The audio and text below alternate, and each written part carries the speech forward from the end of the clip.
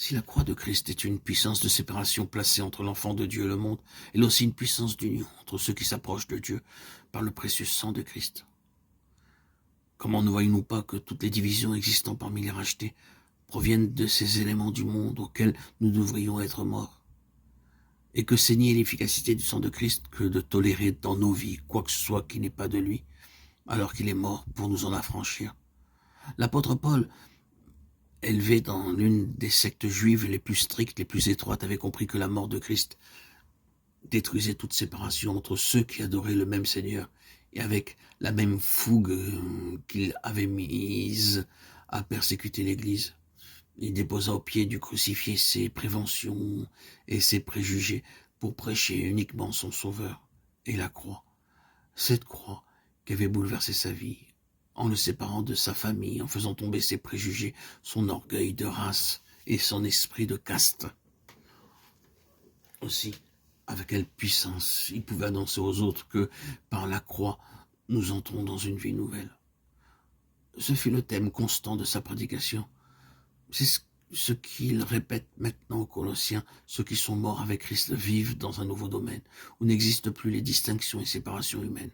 Là, il n'y a plus ni grec, ni juif, ni circoncis, ni incirconcis,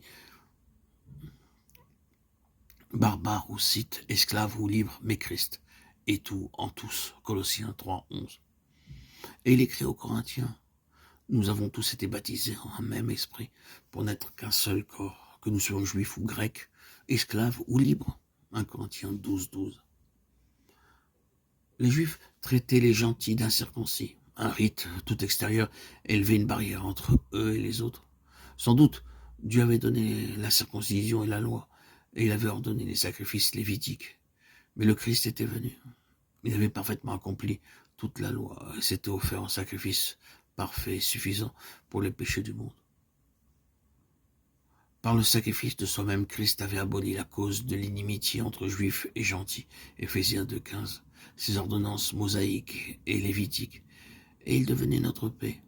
De deux peuples, il ne faisait qu'un par sa mort, puisque juifs et gentils étaient crucifiés avec lui. S'ils s'approchaient de Dieu par lui, les uns les autres étaient effectivement réconciliés. Christ avait donc bien détruit par sa croix l'inimitié existante. Quelle est glorieuse cette prédication du calvaire, sur quoi s'est élevée l'Église chrétienne, et d'où ont jailli toutes les bénédictions et toutes les libertés dont nous jouissions en ce XXIe siècle. C'est grâce à cette prédication de la croix révélée à l'apôtre par le Christ lui-même et à laquelle il voit sa vie comme nous, gentils, nous sommes devenus héritiers avec Christ, membres de son corps et participants de la gloire promis en Jésus-Christ par l'Évangile. Éphésiens 3, 6.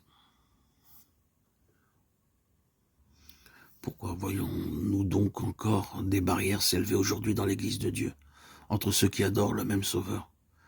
Christ est venu annoncer la paix. Éphésiens 2, 17, écrit l'apôtre aux Éphésiens. Le Seigneur ressuscité porte encore en son corps les marques de son sacrifice et mort, pour rassembler toutes les races en un seul peuple, un seul corps. Il est venu lui-même pour annoncer la paix. Oh, qu'il daigne encore aujourd'hui se révéler à son peuple et dire à toutes les fractions, à tous les membres vivants de son Église, en leur montrant ses mains et son côté percé: la paix soit avec vous. Qu'aujourd'hui encore, les barrières et les murs de séparation entre membres de son corps soient brisés et s'écroulent à cause de sa croix.